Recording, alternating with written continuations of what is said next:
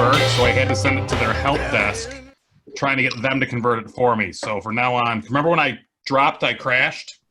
I have the file. It's goofed up, but enough about that. Paul Cosgrove, welcome to the podcast.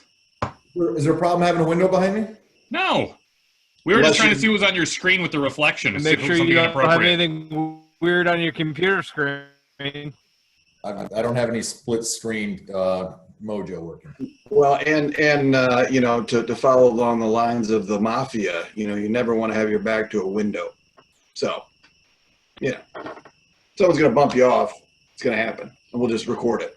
If it was going to happen with Cosgrove, it would have happened a long time ago. Could be.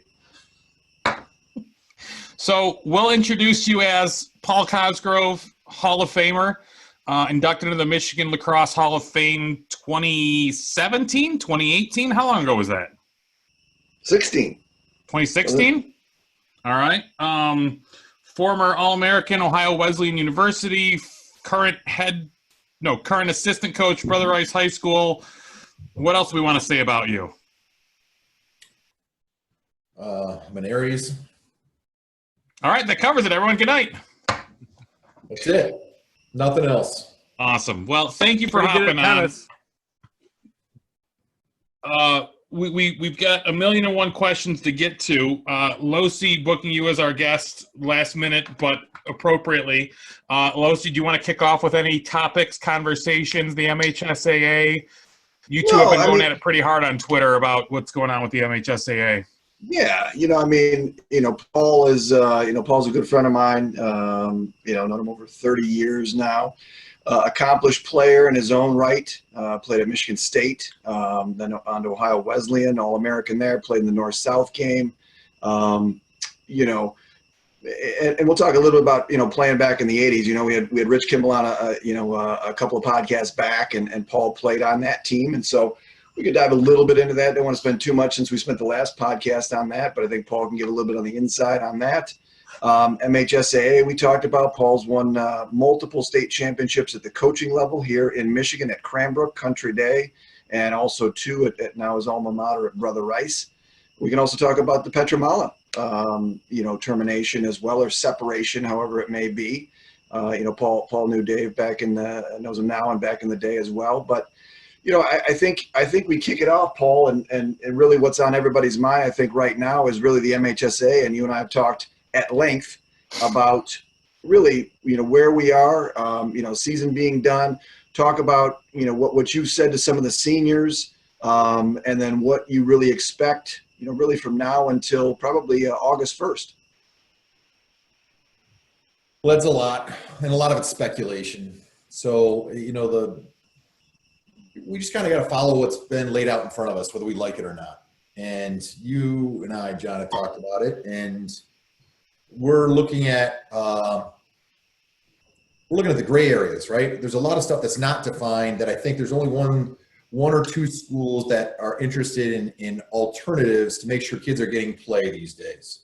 And the first and foremost, if everybody involved is okay with their kids playing lacrosse, even with a banned lift, that's the first obstacle. What your team looks like after that might not be the team that everyone envisions that they have rolling out onto a field.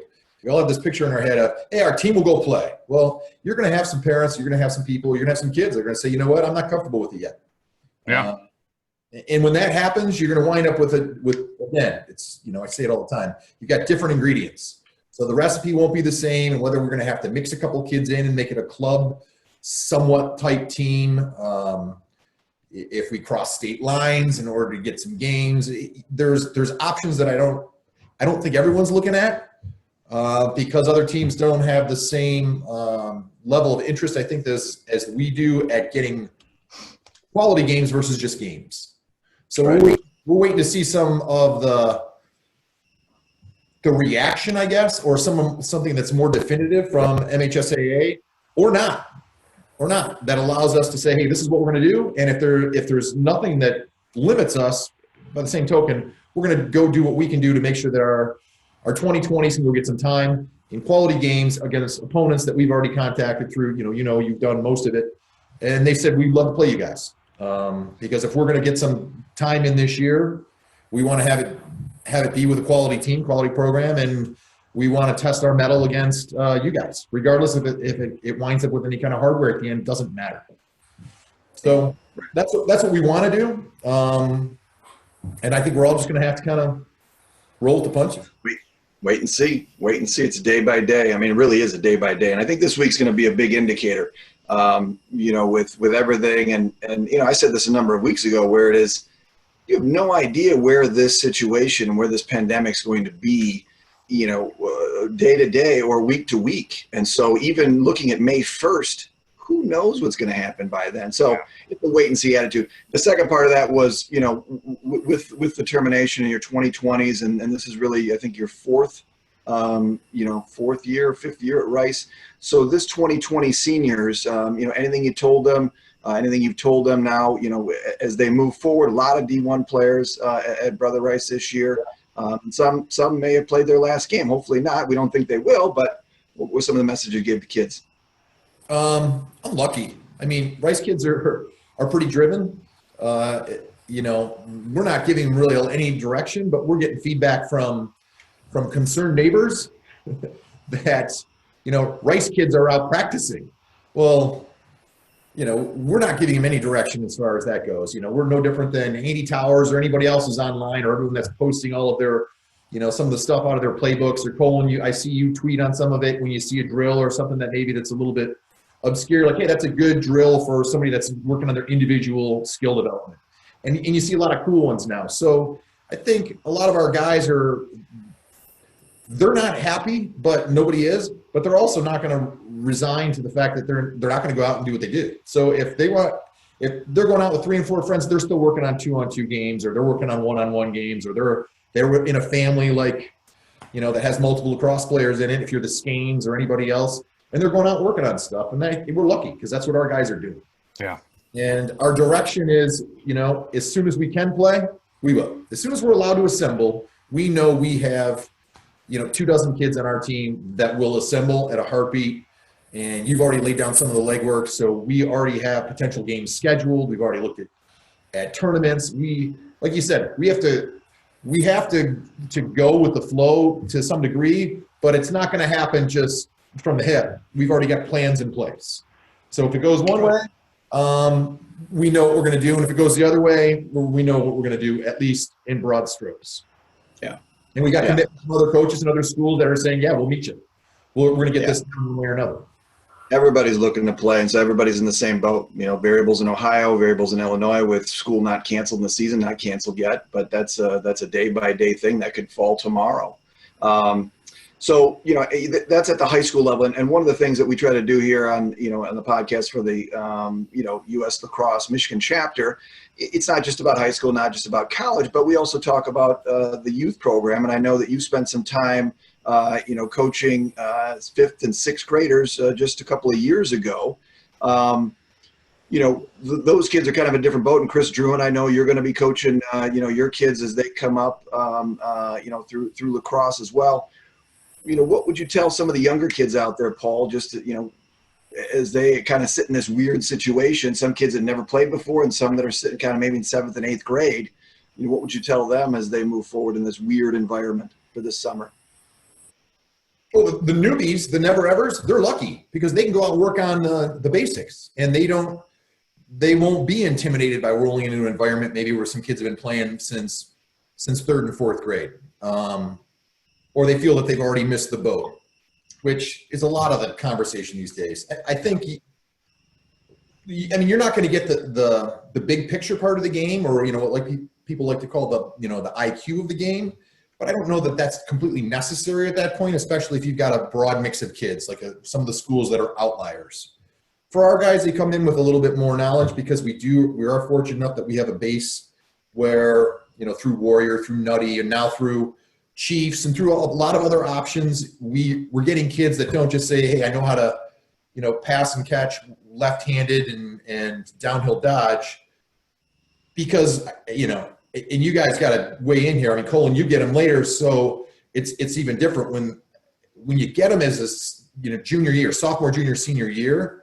You get kids that are talented, and then you realize, how difficult it is for them to say, when you put in a set and you expect certain motions, they're still very connect the dot type kids. They've got the individual skill, but they can't put it together in like a motion offense. They're always looking to go, where do I go next? Where do I go next? They need, connect the dots, which is actually kind of where I failed, frankly, when I first came back to Rice. I had a bunch of talented kids and thought, hey, I'll just go throw a couple sets out, some motion, and they were just like, yeah, now where do I go? Then where do I go? And I'm like, well, you're going to fall back here. You're going to come underneath. You're going to roll over. And they're like, yeah, but I'm not left-handed. So I'm like, wait a minute. It's I'll bleep that one out. Watch your language. Oh, sir, I forgot. I'm on U.S. Lacrosse. Yeah. Yes, it's not second thoughts. So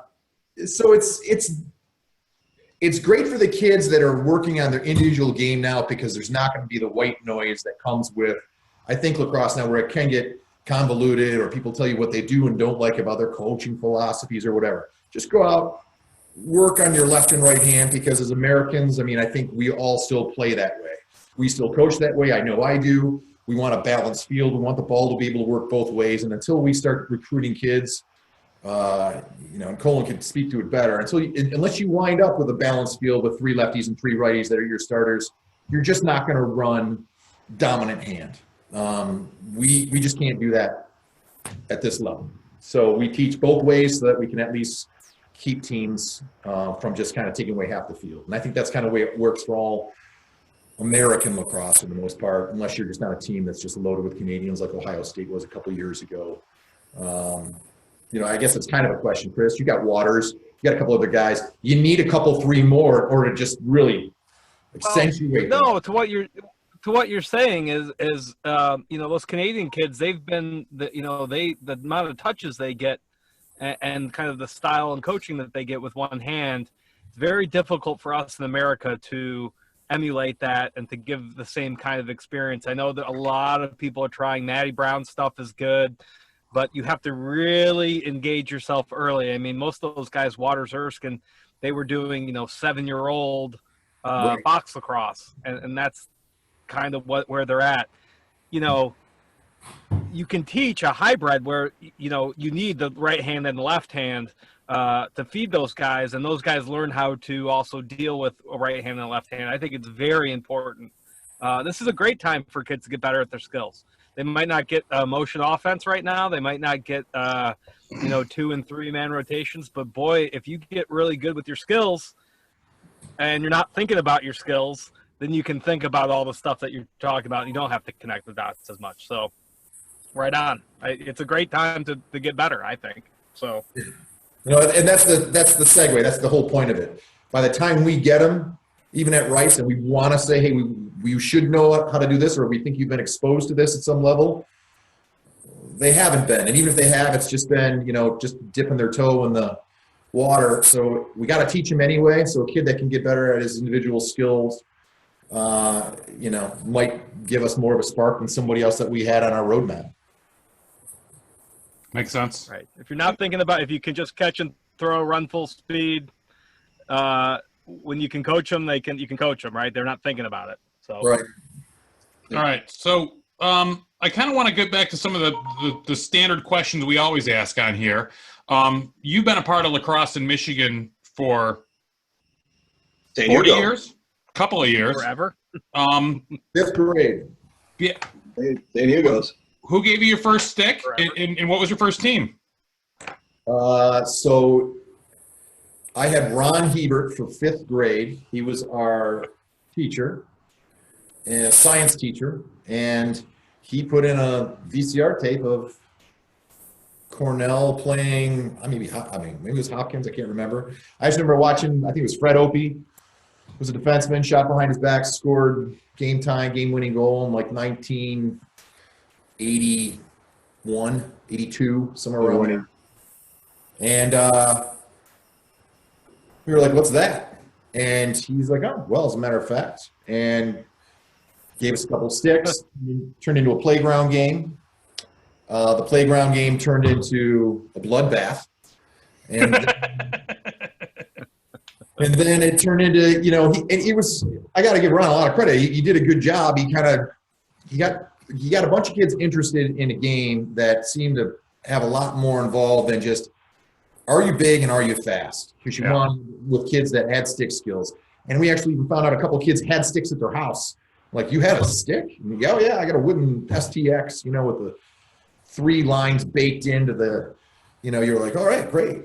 The next thing you know, we were just kind of goofing around the playground. He put together a little kind of, hey, I'm going to do a draft in school. We drafted a couple of teams, and it was just inter-squad type stuff. And then next thing you know, he said, hey, would you guys be interested in playing other schools? We said, sure.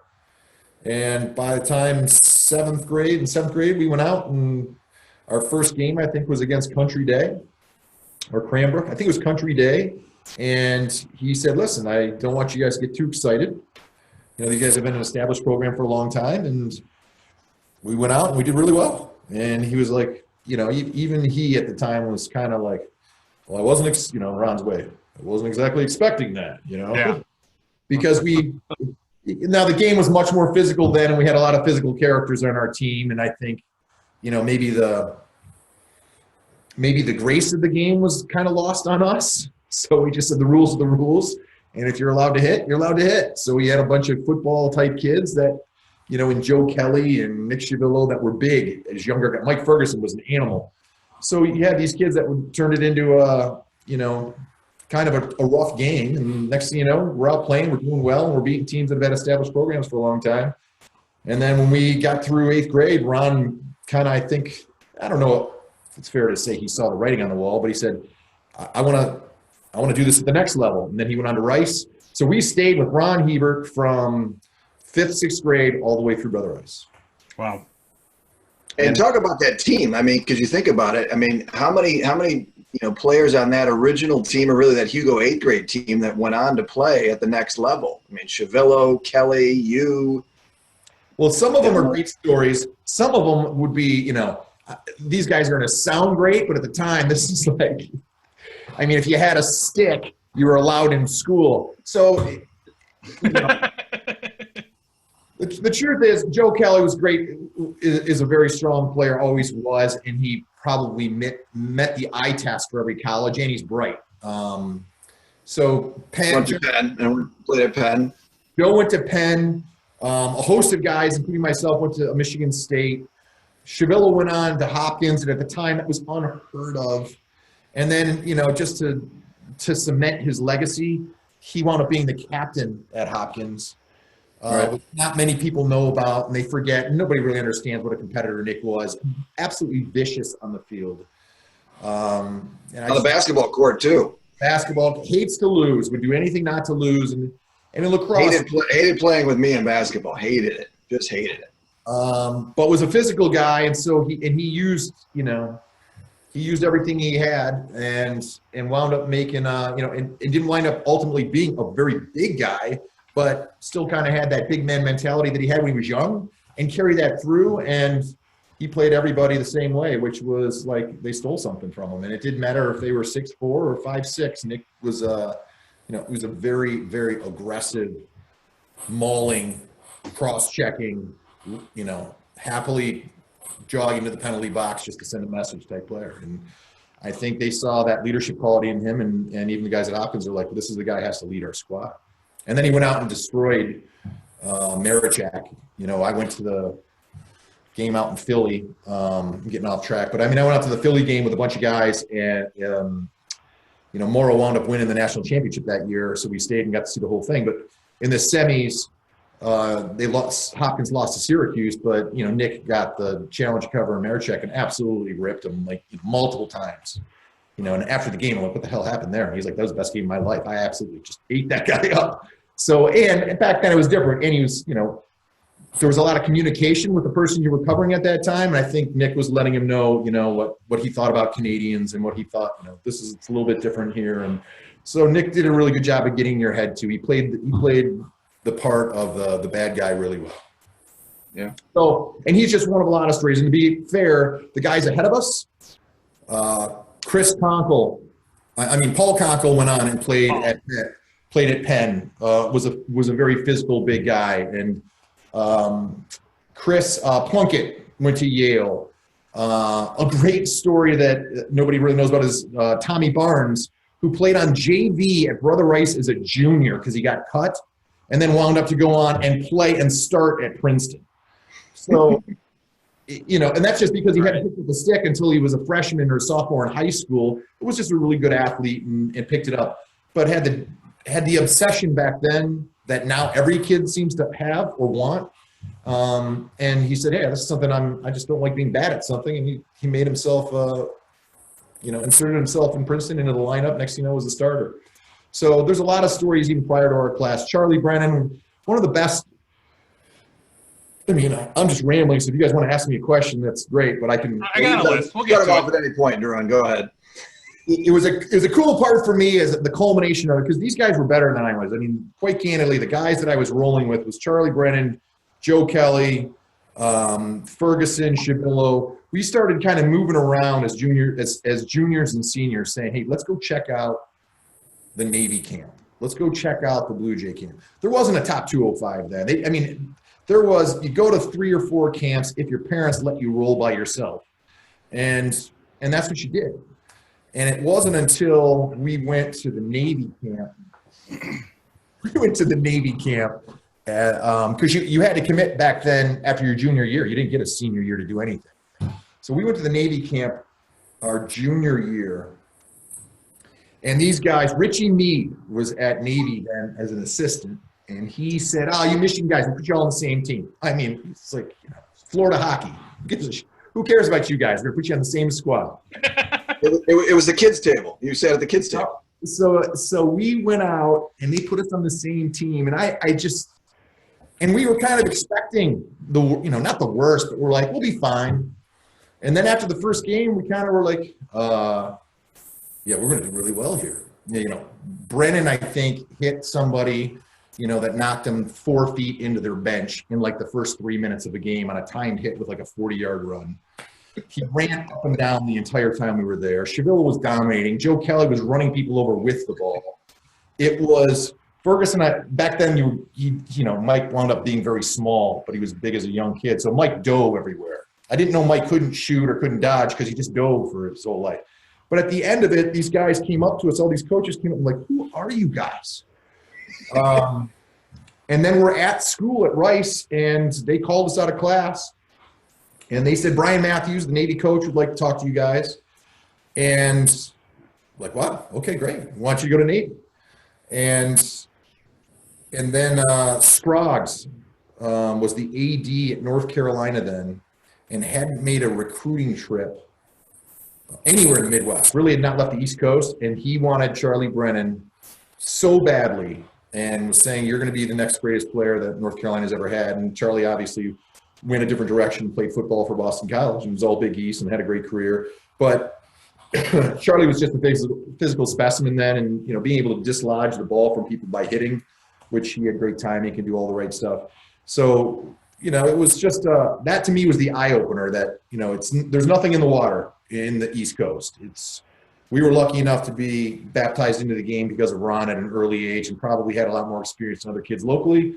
And then when we took the limited experience we had out east and got to play together, it worked out really well for us. And I think that's what started us getting some looks from East and what's interesting to that story, obviously, is the Midwest really still has that going on now to a certain degree. I mean, the Midwest obviously gets a lot more looks, and it's more prevalent, but still, it's not like, you would think as well as you guys did, and it kind of continued, I think, over the years. That was 30 years ago, and it's still the Midwest, still looking to get the respect that the Midwest feels they deserve, rightly or wrongly, in the bigger landscape of lacrosse.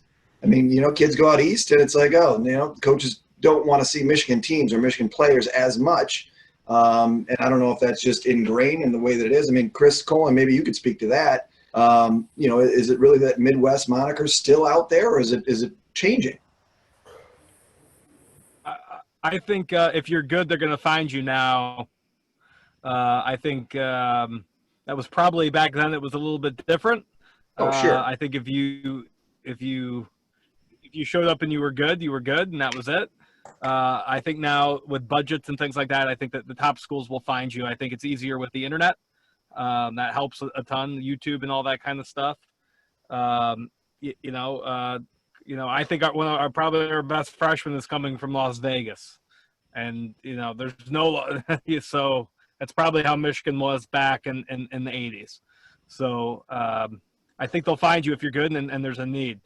Paul, can you go back and talk about from a defenseman standpoint? You mentioned something that was important in timing. Can you talk about how important timing is on defense? Sorry to go down that wormhole, but you're good at timing. I want you to talk about timing for the his answers are too long, but timing on the crossfield is good. No. This will be the most important thing that anyone listening needs to hear. Talk about timing. So timing. When you say that, I'm thinking two ways. There's timing and understanding the ball direction and what's going on, and be able to anticipate the play, or at least the flow of the game, like watching a hockey game. It's cycling, right? That's one part of it. And I think back then the game was very vanilla, so it was easy to see what was going on. And because stick skills weren't quite as where they are today, you as a defenseman could use your anticipation and timing to get on somebody so that you could really disrupt offensive patterns and schemes and individual players. The other part of it was, I think, if I'm getting where you're leading me, if you get to the point where you're comfortable with your own ability and being able to cover somebody, regardless of who that individual is, back when we played, you had to time your checks up with their stick movement, their footwork, their head. So there was a lot of games within the game that I think get lost in a lot of players now, and aren't coached, quite frankly, because there's too much, I guess, risk and not enough reward in a lot of people's minds, the way the sticks are now, because it's like hanging on the ball into your hand. So back when we played, it was, the timing on a slide could have been, or actually could have been, it was something you didn't even get coached. You do it on your own. You'd say, hey, next time so-and-so gets the ball, he likes to inside roll, make sure you give him that inside roll. I've already left on the slide. I'm not going to call. We didn't yell, I'm hot or fire. Why would you ever indicate that I'm running while your back's turned? And instead you'd say, overplay him, let him feel like he has the inside roll. And by the time he turns, either my timing's great and I catch him clean, or if not, I've already ran 8 yards. I'm hitting somebody regardless.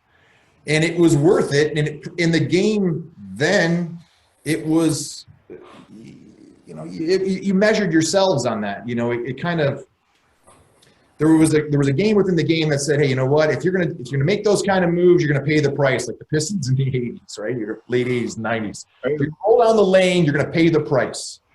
So I think there was a lot of that, and being able to dislodge the ball from somebody with a body check, even if it wasn't brutal or considered a takeout check today, a hard shoulder to shoulder or in the back, and the ball would get dislodged. Without that happening now, without that timing today is still there, but now it's to bracket or to shut a player down. And you hear everyone scream and go crazy when someone rolls out of it. Well, the truth is, I don't give as much credit to the offense, because the defensemen have to play defensively in their position, which I don't agree with. I wish the rules were more like hockey. If it's not to the head, then it should be allowed, because it's just so hard to get the ball from players these days that they should allow physical play as long as it's not head or neck, just like hockey. If it is, let's keep the safety where it's at. So, you mentioned you coming up with Hebert through all the steps. I had the same thing with Kevin Morrow, how as soon as Hebert left Hugo, Kevin Morrow was my coach in middle school. And then I got to Rice. He was my JV coach for 2 years. Then my junior year, he becomes the varsity coach. All because as Hebert went on to Cranbrook and everything else, there was this void, and Kevin Morrow kept filling that void. So my junior year, coach at Brother Rice. What's that? Kevin Morrow was the varsity coach at Brother Rice. Yes. You don't remember this? While you were in college, you had other things on your mind. All right. Because this is where I'm going with this. In 1992 was when I think you were between State and OWU. You actually came out and helped us at practice a couple times. Yeah, he's not going to remember that. Oh, yes. He doesn't remember that time. Yes, I do remember that. You were on Timmy Nelson's team? Yeah. Yeah. Were you one of the spray painters?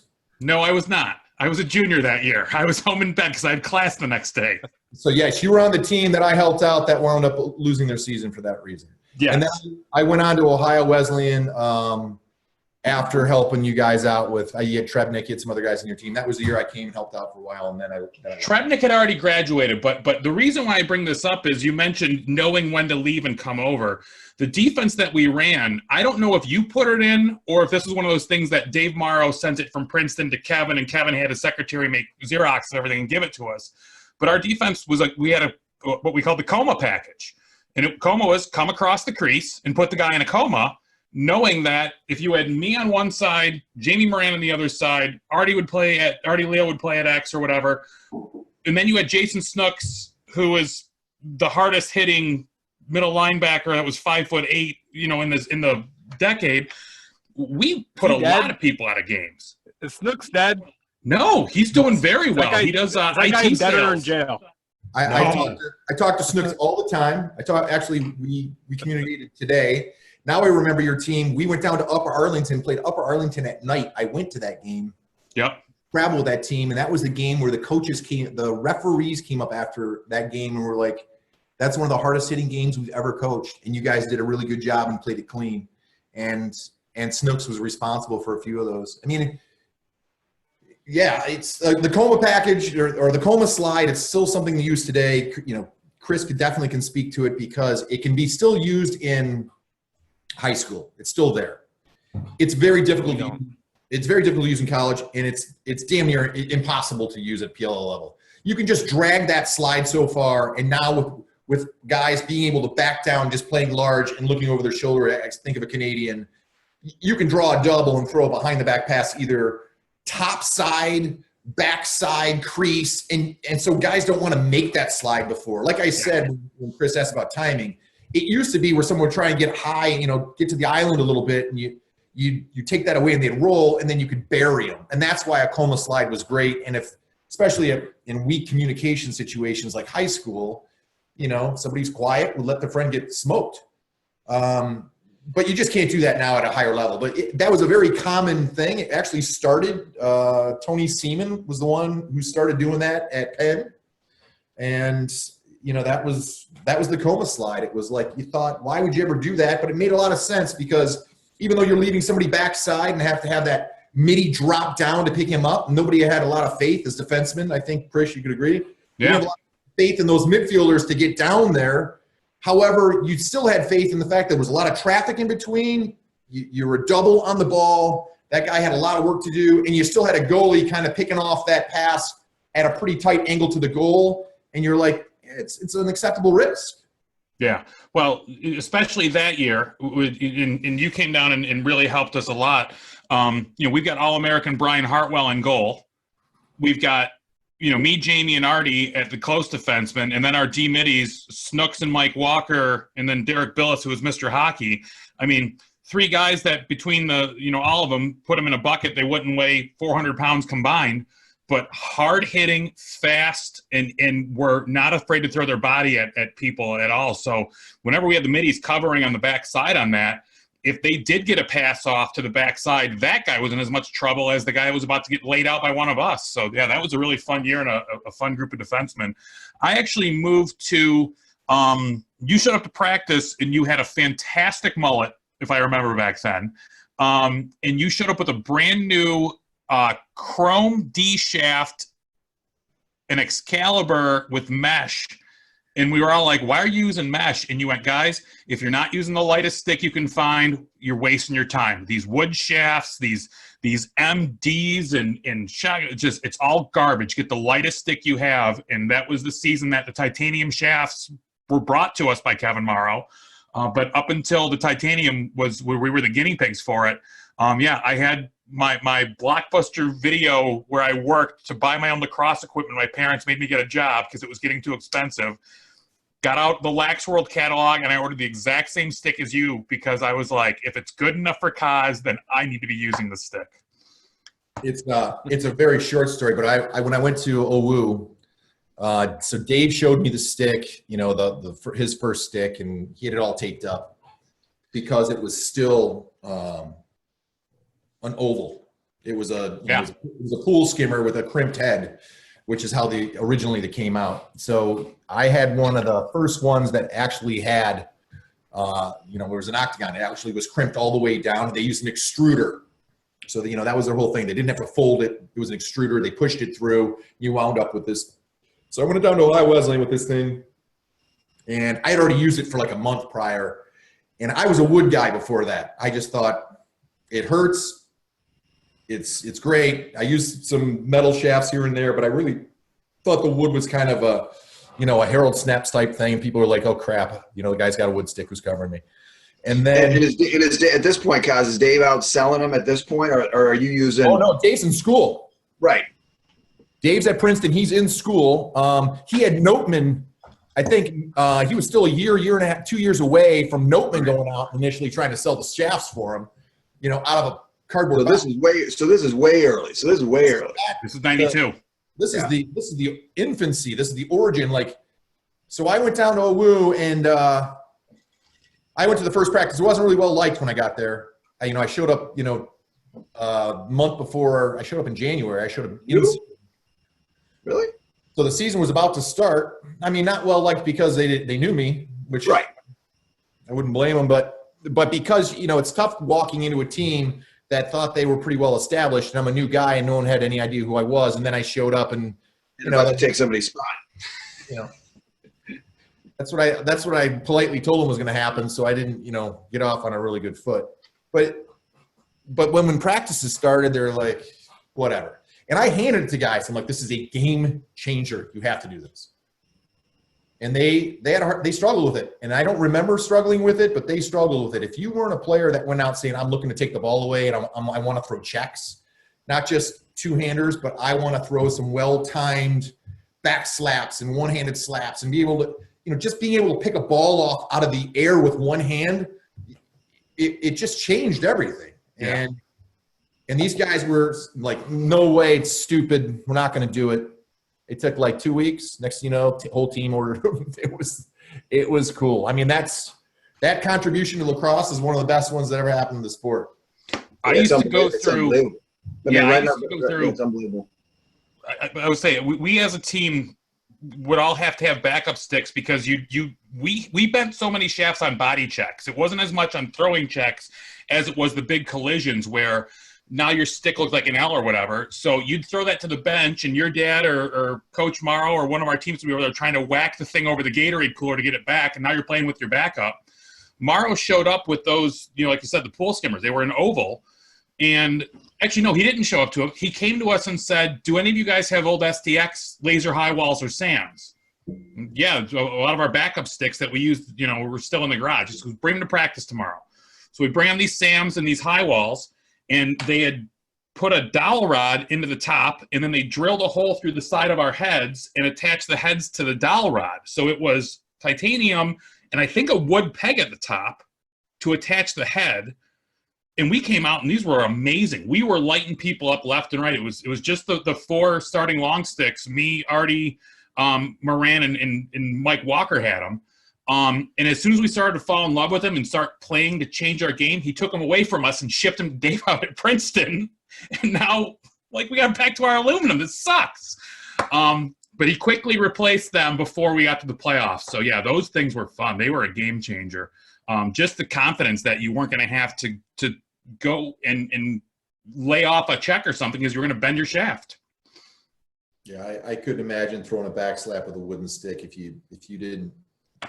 All right, so let's hold on. I just one thing. Bring As this he to mentioned, I still have the total gas station Harold Snaps glass as you make the Snaps reference. Nice. So, Snaps, I Lucy, like go that. ahead. I just had to show my Snaps. I think that was, a good walk down memory lane. I think, people, it's interesting, but, to kind of bring it back to now and let's talk, I want to get to the Michigan State stuff before we get done as well. Chris, Drew, and you want to talk about U.S. lacrosse shortly as well, get Kaz's opinion on that. But, Paul, you've been outspoken on social media as it relates to, really lacrosse in Michigan, the quality of lacrosse, some of the rules about the MHSA. And I'm, not asking you to take any shots at the MHSA, but, what do you think, just a couple of quick hitters on what is really hindering the state of Michigan as it relates to the growth of lacrosse, I think at the high school level, and some of the things that you would like to see changed? Well, I'm a little, my opinion's based on experience, and my experience at Rice right now has me a little bit tainted. I think a lot of the rules are designed for parity in the growth of the game within the state of Michigan. I think that's what the overall emphasis is. If you ask most people, to say, hey, the quality level has increased, which I don't disagree with, but I think it's watered down. I think it's increased at a very some fractional level compared to the amount of teams that are playing now, the 175 teams in the state of Michigan. You still, outside of the top 6 to 8 teams, it's not a level playing field.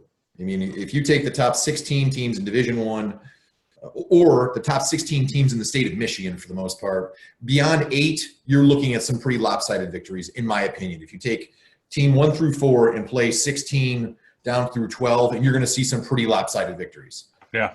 So how do you change that? So how do you change it is not up to the MHSAA. That to me is about 2 things. It's about coaching, not the quality of coaching, although that has something to do with it. It's about coaching and getting an environment and buy-in at your particular school, and I'm speaking at the high school level, that says we're making a commitment to this sport, we're behind it, we're behind the coaches that have enough experience to try and get us where we want to be, and that's competitive. I think that's first and foremost. If you ask a lot of people, they'll probably say, well, we have that. They don't. They just don't. You don't know what you don't know.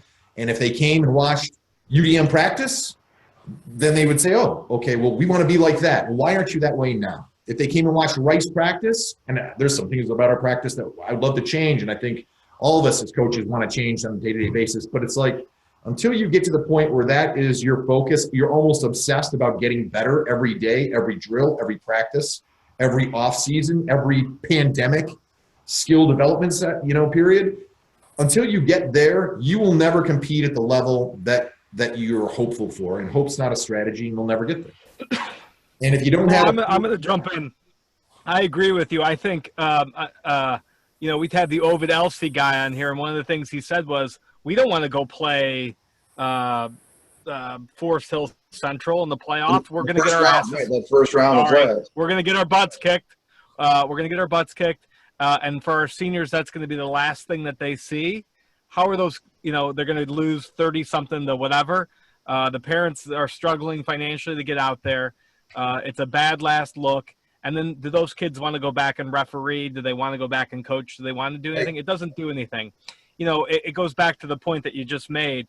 If you really care, it's not about games. It's not about matching up games. It's about coming out and seeing practice.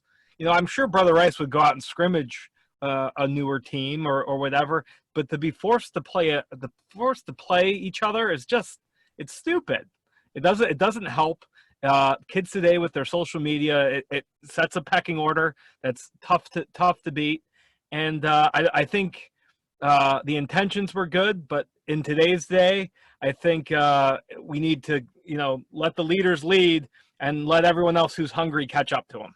Yeah, that's where I. So does that mean multiple division? I mean, is that what you think? Paul Cosgrove, do you think they should go to 3 divisions or 4 divisions, or what do you think would eliminate that to where you bring it down? I mean, you mentioned 16 teams. I mean, should not everybody make it? No, everybody shouldn't make it, because when you have that, I'll answer it in 2 parts. When you have that, you wind up with Brother Rice playing Cass Tech, which, by the way, was a great experience for the Brother Rice kids. Hopefully it was a great experience for the Cass Tech kids. And to cut right to the end, never mind the score and what went on, it was gamesmanship, it was camaraderie, it was getting together at the end. And I remember to me, one of the most impactful things was these dads and coaches at Cass Tech were like, okay, we were watching you guys warm up, we were watching what you were doing, we were taking notes. And Nick Grippa was standing next to me, and I'm like, why would you take notes? What do you want to know? And Grippa's like, we'll tell you everything, and we'll come to your practice. We'll show you. Gratis. We're happy to come down and help. And I know, Nick has. We've been out with you where guys are like, oh, I coach at wherever. We're like, yeah, we're happy to tell you. And we're not right, but it's like, if you want to know what we're doing, Structure. just like I would want to know what, Colin's doing. Like I'd want to know what Syracuse is doing. I mean, I call my friends who are at those levels and say, hey, what do you do here? What do you do here? We're not reinventing the wheel. We're saying, hey, in today's day, in game, how do you defend? How do you slide against an umbrella set? How do you do there are things that you just don't know until you get some feedback from somebody who's experienced it. And we've experienced a lot. Yeah. So that to me is why you shouldn't have us playing, where everybody makes it. And the second part of your question was, should there be other divisions? I think that's a giant mistake. I think now you get back to what you guys, we talked about on the second take. Second thoughts. And that was, you're just watering things down now where you're going to make a Division III and a Division IV championship. Ultimately a Division III or Division IV team that far removed from the 16 teams or the 10 teams I just talked about, or really the top 8 teams. You're talking about a team that would lose by 35 or 40, getting now All-American nominations and All-State nominations. There shouldn't be All-State. There should only be 4 All-States. So that's a whole nother conversation. That conversation is an entire hour. If you want to have another division or just have an open division for everybody that's not D1 or D2 and say, hey, these are just for us to get our bearings and figure out where we want to go. If we've got Chris brought up a great point in the finances. We're financed by our boosters. I'll take it a step further. The 3 successful, 3 state championships for 3 different schools, the common denominator was between the parents and the administration at all 3 were 100% bought into every single thing that I said. I mean, bought in. And we were completely transparent. I was transparent with the parents. This is why your kid's not playing. And the kids who weren't playing, their parents were up front, cheering guys on because they were happy that their kid was learning and being a part of something. And it was something they was proud of.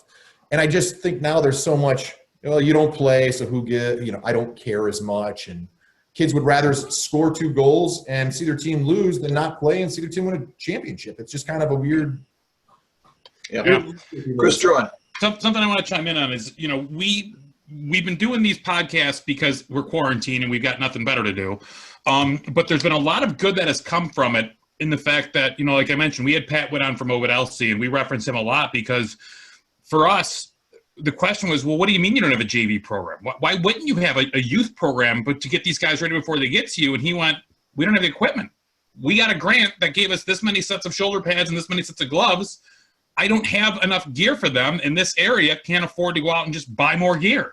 So it was like, okay, again, we're coming from Birmingham. We're coming from Brother Rice where, like I said, my cross to bear is I had to work at Blockbuster Video in the offseason to buy my own equipment, and I was the outlier. Like, big freaking deal, Druin. Like, other people don't have it as well, or other people don't have the resources that we're looking for. So as soon as we did this podcast, Mike Van Antwerp, the head coach at Okemos, reached out to me and said, hey, I'll get a hold of Kimball. We're going to do a gear drive, and we'll get some gear downtown or from Lansing and bring it up to those guys, and we'll go out and do a coaching clinic for them. And, Summer Aldred was on the Cass Tech girls coach. Now Losi and I are going to try to do some stuff together to bring our daughters down there to hang out and help them out. So I am going to hold you to that as if we are trying to put together some sort of Michigan lacrosse convention where we'll let Higgins and Stinson Meller set up a table and Chris Marucci and Michigan Lacrosse Company can set up a table and coaches clinics and officials recruitment and everything else. I would love to have you host a session that just talked about here's kind of our culture, here's kind of our program. You want to know what our wall ball looks like? You want to know what, you got to get the kids motivated to do it, but here's the playbook. If you want us to kick Dave Wilson out of the room, we will. But, we'll make sure that the rest of those guys, because I do think there is kind of that mystique about Rice with the number of banners and state championships and everything else, that you're unapproachable or that you wouldn't want to give back. While you are very competitive, those of us that have known you for 30 years know that you you absolutely would help somebody out as it relates to the game and wanting to help out. Tell Nick Garippa I said hi too, but when you talk to him, I love Nick from his days down at Detroit. As far as kind of some of these other questions that we want to dig into, and I know Losi wanted to ask some Michigan State questions. We don't need to get into that if we don't have time. That's fine. Well, no, and specifically, Kimball told the story about the entire team caught at a bar after a game at Rutgers. Oh, God. Were you there? I was not there. Okay. Well, I was not. I was there. let's preface that. So look, All right, how about I've got a question for Paul. No Paul, comment. as a No coach, comment. I was Coach, there, but I was you've not. had a lot of highs. You've had a lot of highs and a lot of lows in lacrosse. And it's led you. You had some pretty awesome things, some crazy things, some things. Out of all those things, what has the bumps in the road or the highs helped you more? What do you think as a coach? Were they both kind of equal? I think it's always the bumps in the roads. You either, an expression I love is you either win or you learn. And learning it's always better because it makes you a better coach. I mean, forget playing days. So let's move on. I want to be a better coach. And the only way you can be a better coach is by learning. And you don't win as much. You don't learn as much from wins. You get away with things. Personnel carries you. Kids make mistakes and still get goals. I mean, things still happen. We've all done it where you're turning to look away. You're like, that was so broken. That was so fortunate. We were so lucky. And even though it's a successful outing, the ones where you do everything right and you fail, those are the ones that I think stick with me as, hey, we can get better. And even if you go back as a player, that was the cool thing about when we played, Chris. And, I know you're younger than I am, but you didn't have a lot of discussion with your defensive coordinator. When something broke down on the field, Figure it out. We would finger point at each other between 3 or 5 guys or whoever. It wasn't usually just the 3 defensemen. It was 5 of the 6 guys out there, and you'd say, you missed this, you missed this, you missed this. Or it was, wow, that was pretty slick what they just did there. We're ready for it next time, and this is how we're going to react. This is how we're going to You figure it out. You just figure it out on the field. So there was I think it's coming back to that, though, Paul. I think at the highest levels, it's coming back to that because there's just too many. Kids are too good. There's too many variables. Nobody runs one play anymore. Nobody runs 3 plays anymore.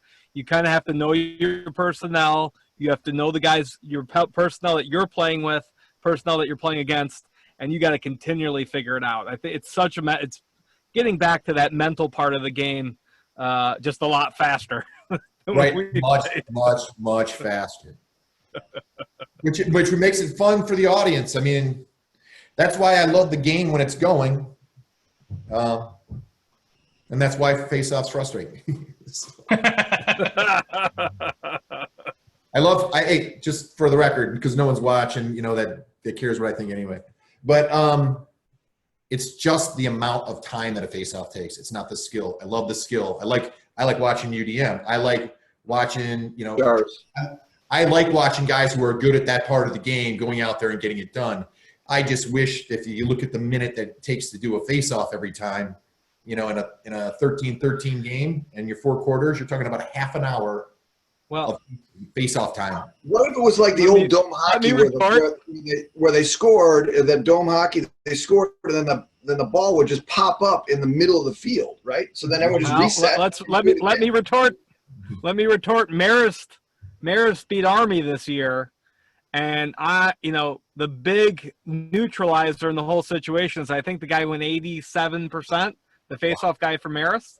So that became rolling in confidence, and Army started they didn't. First off, they didn't show up because it was a sandwich game for them. The face-off guy started killing them. Marist was gaining confidence. Army was starting to pull a little bit too hard, and that set an upset. So face-offs one face-off guy having a good day can make be a neutralizer against about 7 or 8 other really good players. Jars has helped us out multiple times in that situation. I love that part of the game. I wish we could speed up from goal to face-off. So that it's the in between. Right. It's the reset. It's the reset. It's not the actual face-off itself. It's getting out of the net, getting everyone set onto the field, setting, ball down, whistle, go. I will tell you this. When we are working with officials, we are always trying to push them to run an efficient game.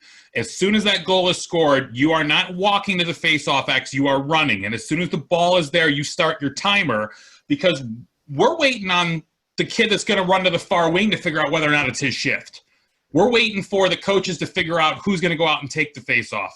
And the college level, we get their timer on. If you're not ready, delay, and we're going the other way, because the number of times that we show up as officials to do a doubleheader and JV isn't ready, the coach is on his way and he's late from work, they want to do an anthem before the JV game and the varsity game, and they want 15 minutes for half. Like, no, I am here to do 2 games. I want to get these games done in a certain number of hours. So we are training the officials and really trying to push them, get the games going, and after a goal, sprint your butt up to that X and start your timer, because on a 3-man crew, the lead right is supposed to have his timer on as soon as the ball gets there, because we want to go. We want to get it done. There is a very quick way to do it with Right. the ball. You got to stay on the field. But with 4 officials. There's a very quick way to do it, but no one's going to pay for 4 officials either. Well, what about this? I mean, this takes away from the specialist piece of it, but what if switch? So if you were on the field for that goal, that's the team on the field that faces off. That obviously takes the specialty out of it, but you'd have to have a full field player. You'd have to have people that could face off. But, that would speed it up, wouldn't it, Kaz? The guy that's supposed to be fixing the rules right now, he's actually the coach for the IMLCA that's working with the NCAA. So who knows what they're going to do now. I'm just throwing that out there. All right. Drew, and I'll say this, one quick thing. It's the coaches, and it trickles down. It's the D1 coaches that want the rule changes on the face-off, on the dive, and all this stuff, shot clocks. And then as it trickles down to the lower divisions, now, I'm not a big-time NCAA D1 ref. Someday, maybe I get to do a D1 game. But at the D3 level, and especially a lot of the games that I do that are MCLA and the NAIA, we're learning these rules on the fly every year. We get to that rules meeting, and we are waiting for clarification. The rule book isn't printed yet, but you guys have got to learn these new rules and be ready for games in 2 weeks. And we're going, you guys keep changing the rules, and now we have to enforce it. I'm not whining. I'm not playing the victim. I'm going to go out there and do the game, and we're going to work our butts off in the classroom and get in the book and watch as much video as we can. But the coaches need to get this stuff figured out quicker and earlier with the NCAA, so there's more time to train on it, get these rules applied in fall ball so we can work with it and work with the kids and work on our crews with it before it actually shows up in the spring. Just my 2 cents. Yeah. So, Drew, why don't you give a little pitch on let's talk a little about U.S. Lacrosse. I'd like Kaz's opinion on, really what, the committees and the boards and what U.S. Lacrosse could do differently for the state of Michigan and helping. Yeah, so there's a bunch of questions I want to ask, too, and maybe this is for the 4 of us once quarantine is lifted to meet up at Hoops and have a couple pictures and talk about it. I want to know about all the stories of you playing on the club circuit and some of the guys and going out to Vail and those trips. I mean, some of the guys that you played with and against and some of the games that you were a part of, I'm sure are legendary. And we just need to start throwing names at you and hearing what your experience was playing on the same field with them. Do we want to, it's 10 o'clock. We've been on for an hour. Anyone in a rush? Do we want to talk about your club days a little bit before we talk U.S. Lacrosse stuff? Fire away, buddy. So yeah, go ahead. Yeah, Kaz got great. I mean, he can go all day long. I mean, again, the some of the great players of all time. Kaz will talk about. Keep it clean, Kazi. The game and the field and that stuff. But, yeah, who's the hardest guy to cover? How about that? Yeah. You asked me to cover. You asked me that before, and you know what? I've probably come up with a different answer 15 times in my head. So I remembered the North-South game, and Mark Millen was the hardest guy that I thought I covered at the time. But when it came to club ball, I covered John Grant. I covered Gary Gate. I ended on Jobert pretty much ended me when I was 31 years old. I got out of the game because I got beat by Jobert. And I got beat for a goal, and frankly, there should have been police waiting for me on the side of the field for what I did to him during that game, because once I lacked the footwork that he had, I did not play a very good game of lacrosse that I was proud of. And he took it like a man, too. But I mean, Casey Powell was on my team, so I got to watch Matt Ryder was on my team. I mean, I played with some of the best, and I still think that there was a kid named you guys remember Watson he played at Virginia. Michael Watson. Yeah, Michael Watson. Michael Watson was one of my hardest guys. Michael Watson was the first guy that actually I'd never had anyone try and Michael, I was much bigger than Michael Watson, but he went and got about an 8-yard head start, and I couldn't close the gap on him fast enough. But I really wasn't worried about it. He was the first guy that just went straight and just put his head down, tucked his stick in, and fortunately he wasn't successful. But he definitely caught me off guard and knocked me back. And that was the first guy that ever said, "Hey, I'm coming straight forward. I'm gonna try and knock you down." He did that to me too.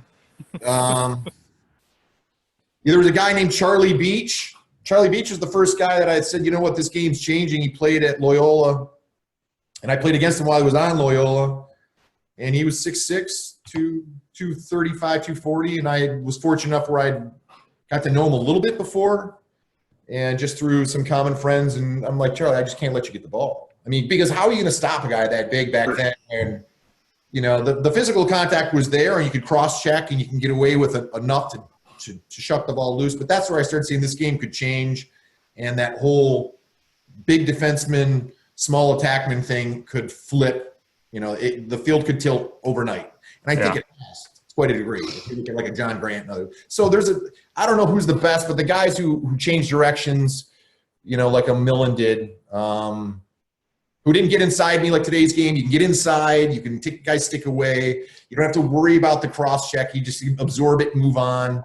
But back then, when they stayed in stick's length, and every time you pulled your stick back to throw a check or a setup, and they changed direction, and once that happens 3 or 4 times in one run, you're like, now I'm just wondering if now I just have to run with them. I'm completely done. I'm neutralized. I'm out of it.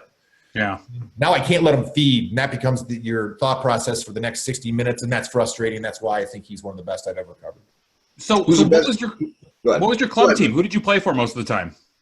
I played for a few different teams. The Los got the pleasure of seeing me when we went down to Denver and played the World Series of Lacrosse with our sons. And I played for Under Armour when Under Armour first was like a year or two in its inception. They asked me to play. And Casey Powell's on our team, Ryan Powell's on our team, and a cast of other guys. But that was one where, and so I bumped into Casey because he was at the World Series of Lacrosse as well. He was actually still playing for the Florida Launch. And we wound up going out and had reminisce that night, but he's like, it was just funny because, Los, you remember that? We were down at the bar and you're like, oh yeah, who's that guy's Kaz talking to? And we're like, that's Casey. Right. Yeah. Oh, there's a great picture that Stenson Miller tweeted out. The legendary Casey Powell finally meets the infamous Johnny Los. Right. And Casey was very nice. I mean, he remembered me, but I'm not in his Rolodex. So it was, but he was very funny. He's like Under Armour. He's like, we made Under Armour, but I mean, he pretty much made every team he was on. So it was, that was Under Armour. Team Michigan. One of my proudest moments is Team Michigan when we played in the 90. So it was 94 the World Games. So 93 we're out in Vail. We played Team Michigan, and we played against the U.S. national team. And that was one of the Vail games. And the reason none of this will ever happen again, the reason it's so cool and I'm lucky to be a part of it, is before pro lacrosse, club lacrosse at the highest level was Vail, Colorado. That's it. Yeah. So the best of the best got together and they played. And there was brackets. It was still bracketed. And you had teams that were out there that had fun, but even the teams that went out and had fun still had 5 guys that were 6 guys, 7 guys that were spectacular. They just didn't have them dripping off the page like teams like MAB Paints or Team Toyota, that was pretty much the Canadian team. Green Turtle, which is a bar out in Towson. MR Ducks, which was another team that was outstanding. MAB Paints was out of Philly. It had I think that's where Jerry Byrne played on that team along with his brother. I mean, there was just so many. Got Kisslinger. You guys remember that guy? Ronnie Klausner. There were just guys out there. You're just like, okay, every team's just stacked. But the Team Michigan team, since you guys can relate, and hopefully these guys watch this, Team Michigan wasn't just Team Michigan. So Fred Lavery did a great job. He's like, I didn't come out here to pack peanuts. We're going to try and win some games. So we had done it a couple years prior, and in that particular year, we had some guys on our team that were kind of bitter. You know, they didn't get a tryout or what have you for the world team. So Pat Leahy, myself, and Nick Shevillo were the defense. We had another guy named Walt Walters from UMass, spectacular. Interesting side note, he'd won the lotto the year before, won like $3 million. Split it between him and his sister and his two sisters, and lived like in a van still. Phenomenal player. We had Matt Ryder. We had some good players, but at halftime we were losing by a goal or two. We wound up losing the game by like 3. So we gave them a better game in Vail than any game they had received by, they won by double digits all the way through, winning the national championship. But it was very cool. Shevillo knew a lot of guys that were on the team. I knew a lot of guys that were on the other side of the ball. And Tony Seaman was their coach. So Shevillo was giving Seaman some grief at halftime. The business. At halftime, our guys were like, we're going to win. We're going to win. And there was a lot of chirping, we're going to win. And their coach, which was Seaman, tuned these guys up in front of thousands of people. I mean, you're on top of it. You're doing this against Team Michigan. Well, they knew it wasn't Team Michigan. Right. But the name. But they knew, Matt Ryder was, Eichelberger from Princeton. I mean, we had guys that weren't from on Team Michigan. But our defense, Pete Linclip, by the way, was on our team. So our defense was pretty much all, and Morrow was on the other team. So, at one point we're like, there's 4 defensemen out here that are all from Michigan, that are playing in this game, and the best ones on the other side of the ball. But it was a lot of fun, and we played really well. Sure about that? What's that? You sure about that? That Morrow was the best. I think it was that. So I'll question that. Pat Leahy was an outstanding player. He was really good. Linclip is outstanding, so it was great. Who was your goalie? Pilot. Matt Pilot. Matt Pilot? He played at Navy. Okay. No, he played at Hopkins. He played at Hopkins?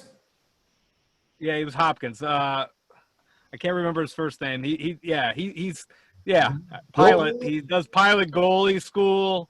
I remember that because I played the next year. I played Team Michigan the next year when they went to the one on the in New York. Placid? Where the Olympics were.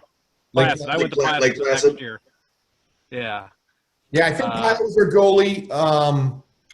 We had another defenseman named Gigliardi that was also from Hopkins. These guys were a lot younger. I mean, at that time. I can't remember. Bill Pilot Goalie School is what I just found. Bill Pilot. So, we had a kid from Navy that played attack that was outstanding.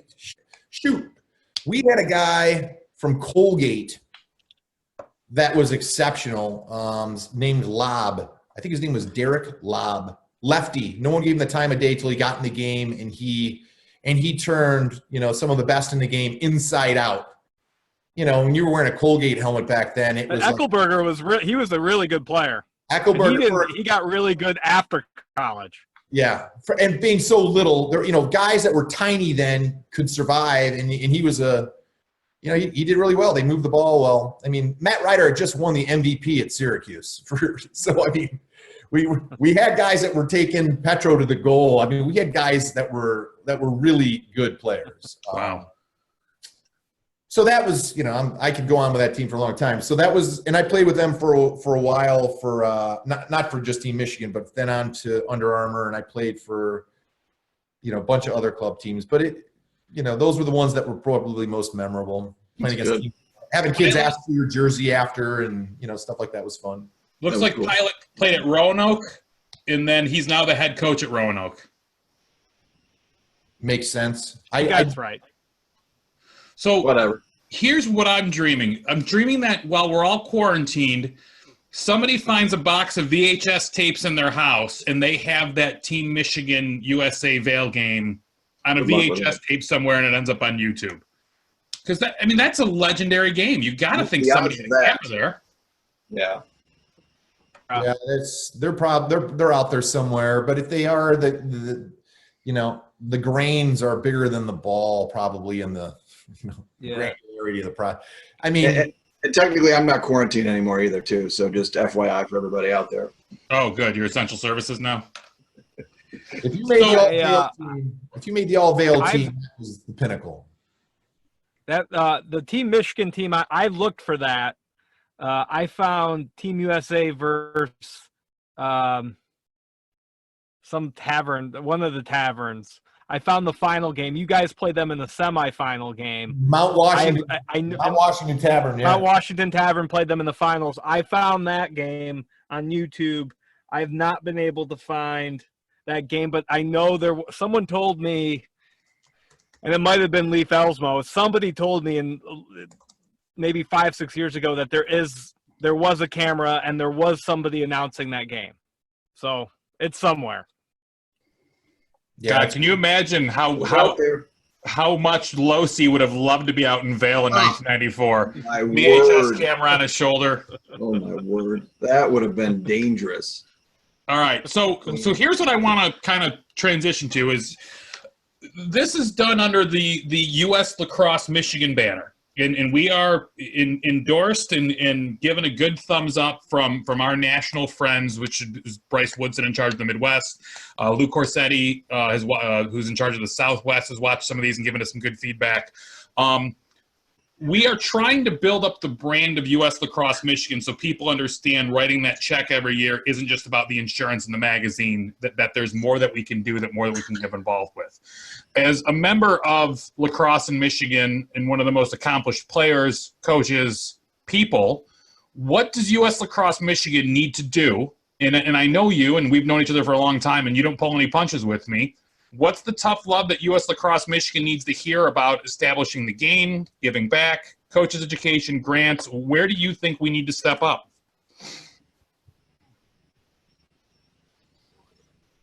That's a tough question. I mean, because I'm speaking to something that I don't have to experience on a day-to-day basis. I mean, at first and foremost, the thing that you touched on would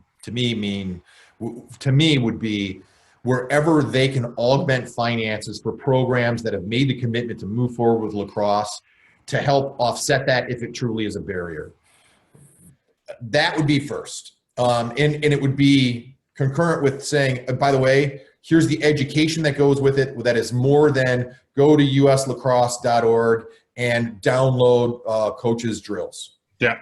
Which is what people are doing now. And that just doesn't get it done. It's great for never evers, but for anybody that's looking for more, it's nice to get another drill here and there. But after you get over the baptism stage of lacrosse, the drills become more, how is what I'm trying to accomplish fit with what I have from a personnel standpoint and the direction I have from the school and the finances. They all kind of have to meld together.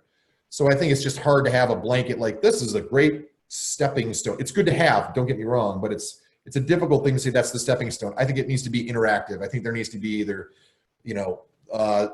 a free podcast, maybe not to everybody, make it a little bit more personal and say, Anchor Bay, I've got 30 minutes of time for you today. What is it specifically that you need? Because their needs are going to be different than, Brother Rice, Forest Hill Central, anybody else. Yeah. So for the people who I can't speak to because I don't know what their needs are. I mean, I've heard other people say who have good programs, well, Kaz, we're responsible to our constituents. Our constituents are the parents and the administrators. I don't have that, as those aren't my constituents. I mean, at Brother Rice. Yeah. Everyone's on the same page. Yeah.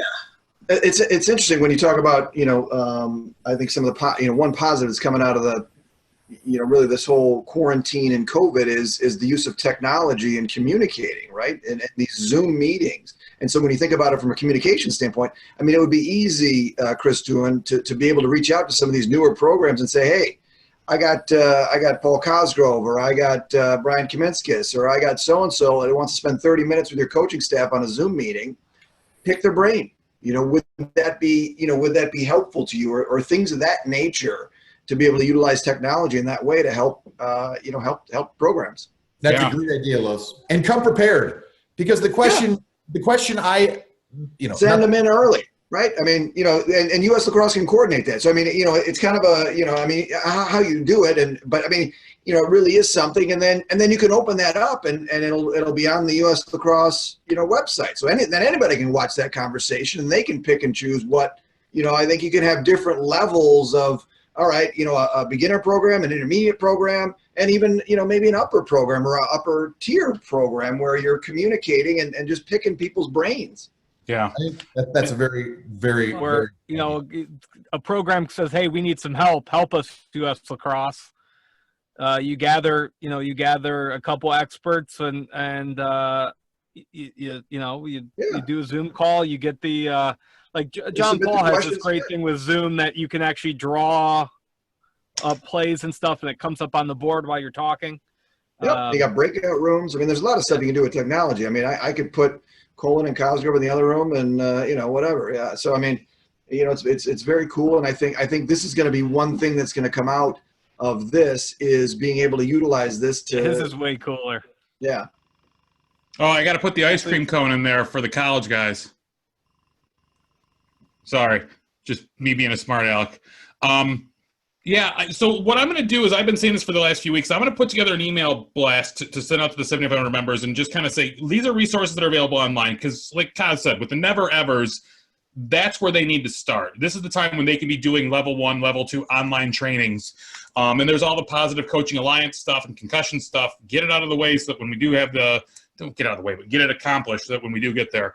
But also, yeah, I think that, having a Jen Dunbar and a Mike Emery on to talk about building programs and cultures on the girls' side, or, we could even have Brian Effinger do something for the officials. There's enough resources out there that we could do these Zoom meetings and record them and put them as part of our archive. I think that that's a really good idea of something that we might be able to do. So, Kaz, I might reach out to you to host one of these, and or I'll host it. You can be the Q&A guy on it. Because while we're talking about what can we do for the kids, the coaches can get some stuff going on right now too. Something else that you guys said I was going to mention, and I forgot what it was. I don't remember. So let's keep going. I'll add this while you're thinking. The struggle, not the struggle, the challenge I see from some people, it doesn't matter who they are. The questions are very general. Well, how do you run a motion off? Like, those aren't even the questions they should be asking. What's your clear? You know what? It could, what I find up. I mean, those are the questions you get. You're right, though. I wind up asking them, if they want to get specifics into X's and O's, which is easy. There's a lot of base stuff that guys can use and give them general concepts. But instead it should be, are you running a standard clear? I mean, right. What do you do on a fast? How do you practice your fast break? So let me take a step back on that, Kaz. So maybe what you do, Chris Druin, is that you give them multiple choice questions, and then they pick whatever they want. So you build out the question, and you give them the option of picking A, B, C, or D. They pick it, and then you leave a couple blank at the end so that each one of our folks that are helping out know exactly, boom, here's where they are. Kaz, you get the people together that create the questions. You can make it general enough, I think, to hit the key areas that you would think you could focus on, and then give them different levels of answers. Yeah, I'm almost even thinking that we grab Kaz and say, you're working on rides and clears. Hell, I can grab Justin Tuma, who was an All-American face-off guy at Roanoke and now at High Point, and say, Tuma, you're doing one on face-offs. Or grab somebody like a Gigliotti or a Brubaker to do a goalie training or whatever. If we have the resources, and I've already got this, we're, as far as Michigan Lacrosse's chapter, we're just trying to get out there and meet people and get to know people and interact and let the world know. So like with the financial stuff, Kaz, we now know that any grant request is going to have to go through Baltimore, and it's going to get onto Bryce Woodson's radar. And then Bryce is going to reach out to us to vet that program or to give him feedback. Well, you know what we're going to do? We're going to go out and start telling people about these grants and recruiting them to fill them out, and grab people like Pat Witt, who just got done filling out the grant and getting it. How do you help these people fill out the grant? What were the hoops you had to jump through? When I need to call Bryce to say, this guy is going to fill this out and send it in, and we want to make sure we can help him.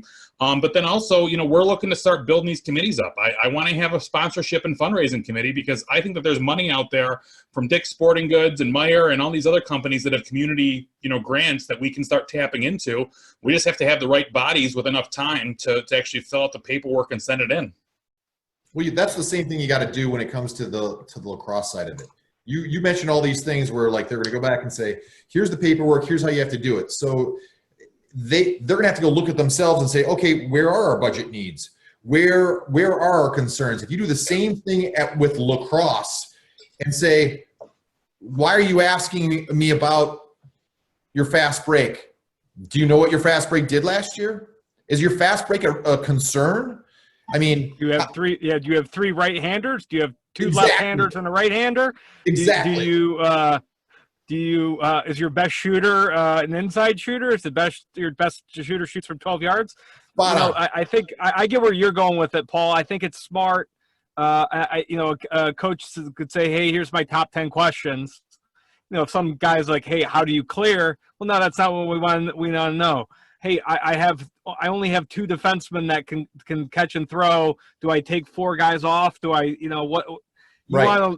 I think that would be a great thing to kind of help a lot of coaches who are kind of stuck in what they know and what they do, to maybe get some feedback and say, hey,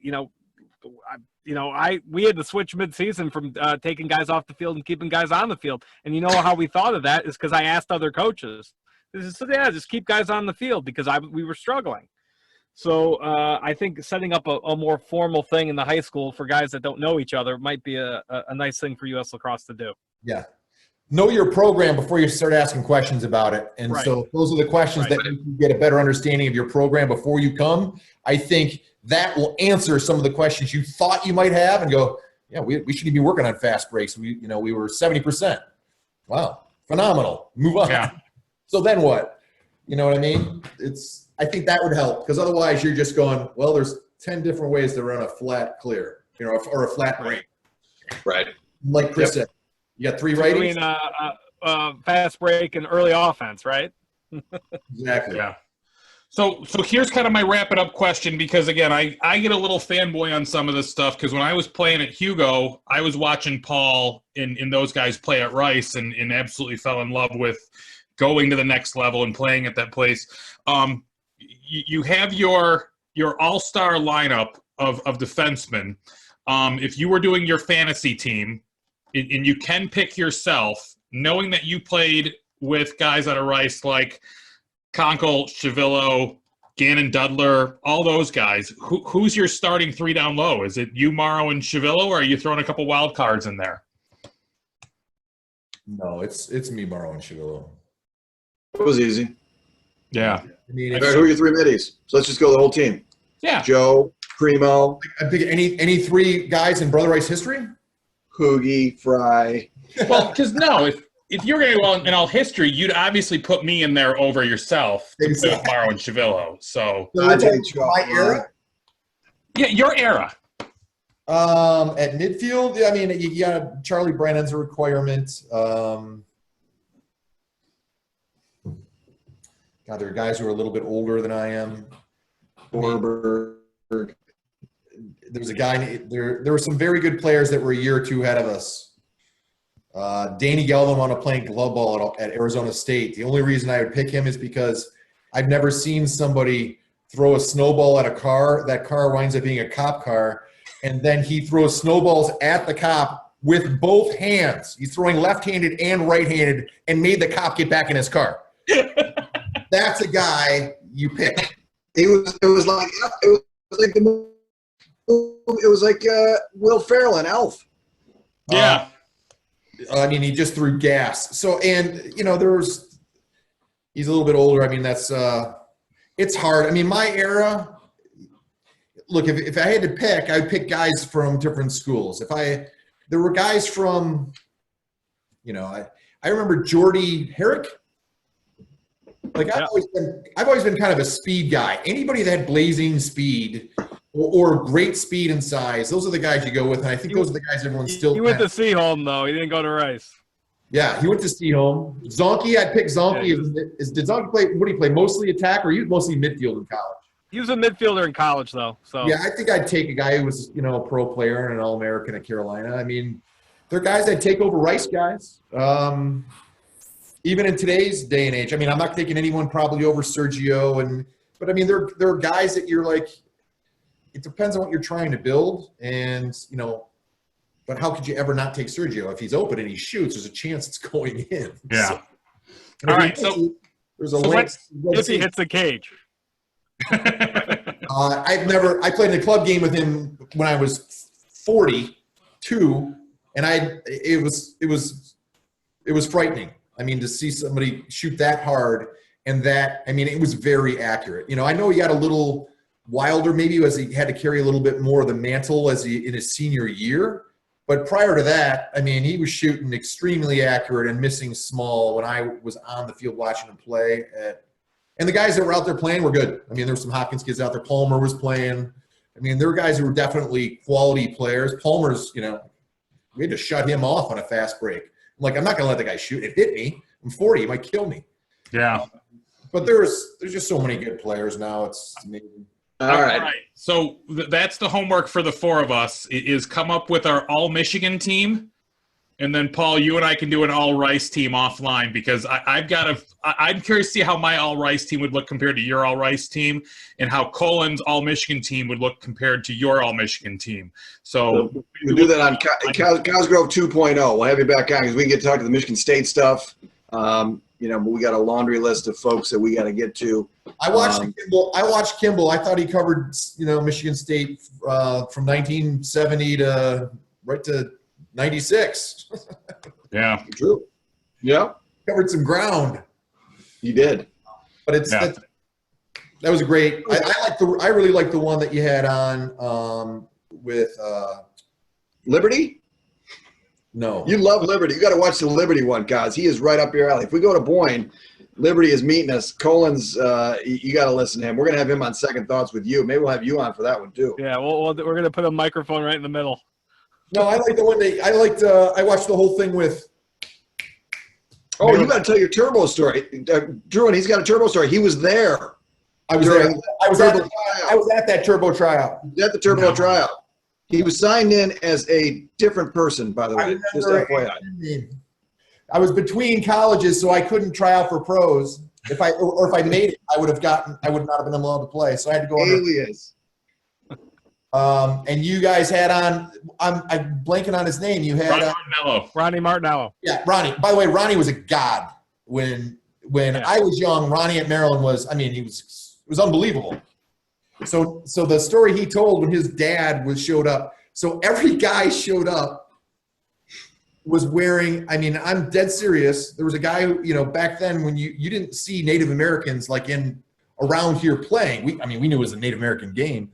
But you're like, all right, there's a guy with a ponytail that's going all the way down to the seat of his pants, and he's missing the net. And, you really hadn't played. We hadn't played indoor with a small net at that point. And when he misses the net, you think that the fiberglass at Square Lake was going to shatter. And these guys are all rolling around, and then the coach goes, and everyone's wearing a hockey helmet, but they all weren't caged. They weren't bird cages.